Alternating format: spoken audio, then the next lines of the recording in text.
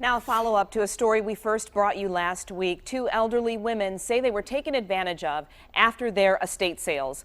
Well, they lost thousands of dollars and pricey paintings and furniture. They were getting the runaround until our Jennifer Bisram got involved in this one. Some good news for them, but now we are learning there are more victims involved in this one. Jen, what are you learning? After our story about artful estate sales aired last week, nearly a dozen people contacted us saying they were going through the same thing, owed thousands of dollars from the company and being dodged by the owner.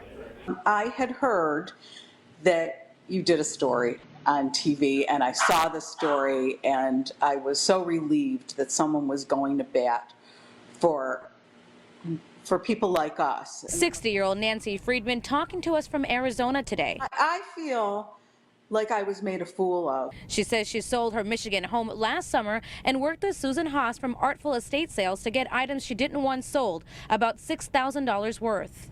She would always say, "I'm mailing you a check." She says she got a check for some of the money months ago, but has yet to hear from Susan about the rest of her money and unsold stuff.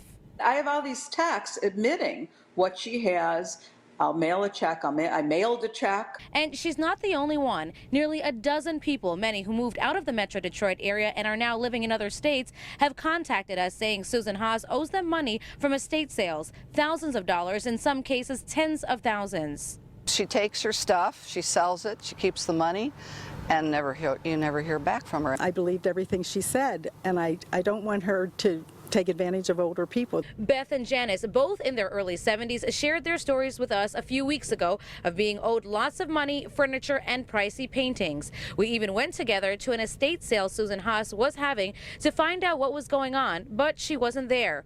We were able to get a hold of her that day, however, and stayed in contact with her about both women who sold their Commerce Township homes last year. We're happy to report both Beth and Janice got everything they needed on Saturday.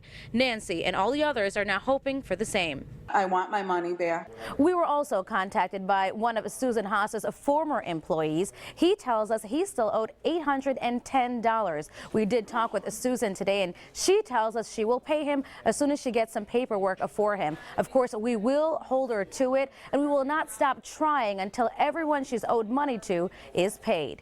In the newsroom, Jennifer Bisram, 7 Action News. Thank you, Jennifer. And